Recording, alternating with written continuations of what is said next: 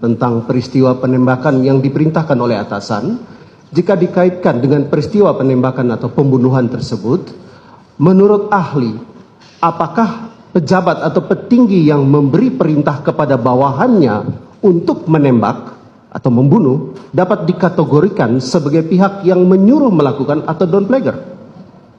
Iya, kalau kita lihat dari kapasitas penyertaan tadi, beberapa bentuk ya dari penyertaan tadi, maka yang paling relevan adalah menyuruh lakukan, karena menyuruh itu berarti kan bisa berupa perintah atau instruksi yang dilaksanakan oleh orang yang sesungguhnya tidak bisa dimintakan pertanggungjawaban. Baik itu karena pasal 44 atau 48 ada daya paksa, atau karena 51 KUHP. Jadi dalam konteks yang tadi lebih tepat yang menyuruh melakukan ya? Iya, karena caranya tidak dibatasi, dan juga orang yang disuruh lakukan tadi tidak bisa dipertanggungjawabkan hanya karena dia merupakan seorang alat. Baik, terima kasih. Lalu di mata hukum, saudara ahli, bagaimana kedudukan bawahan yang melakukan perintah atasannya untuk melakukan penembakan tersebut? Baik, jadi kalau kita lihat di pasal 51, yang dihapuskan adalah elemen melawan hukum dari pelaksanaan perintah jabatan yang dilakukan oleh si penerima perintah. Tetapi dalam pasal 55, dalam kaitannya dengan penyertaan dan perluasan pertanggungjawaban pidana, orang yang disuruh lakukan itu sesungguhnya tidak memiliki kesalahan, tidak memiliki kesengajaan, tidak memiliki kehendak untuk melakukan suatu perbuatan pidana. Baik, terima kasih saudara ahli. Jika demikian, kalau si bawahan itu hanya sebagai alat, pertanyaan kami, apakah dia tidak dapat dituntut pertanggungjawaban pidana?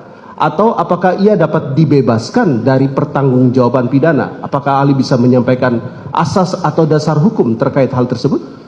Iya, karena yang disuruh ini tidak dapat dipertanggungjawabkan dan tidak ada kesalahan di dalamnya, maka mohon izin majelis menggunakan bahasa Latin, qui mandat ipse fecisse videtur.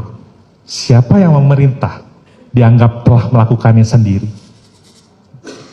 Baik, saudara ahli, kami ingin memperdalam hal ini. Mohon saudara ahli menjelaskan tentang kategori orang yang terlibat dalam sebuah tindak pidana, namun hanya berperan sebagai alat yang dipergunakan saja.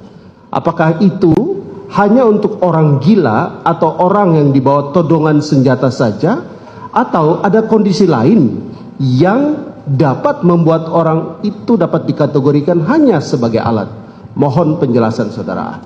Iya, dengan singkat saja, karena tadi saya sudah jelaskan di awal, pasal 44 itu adalah anturkening vatsbarhet, karena keadaan jiwanya dalam pertumbuhannya itu terganggu atau terganggu karena penyakit. Dia berikik ontologically atau cyclic storing, merupakan alasan pemaaf. Ada juga orang yang tadi berada dalam keadaan daya paksa relatif ketika dia ditodong senjata, dia diperintahkan untuk melakukan suatu tindak pidana, misalnya untuk membunuh orang lain.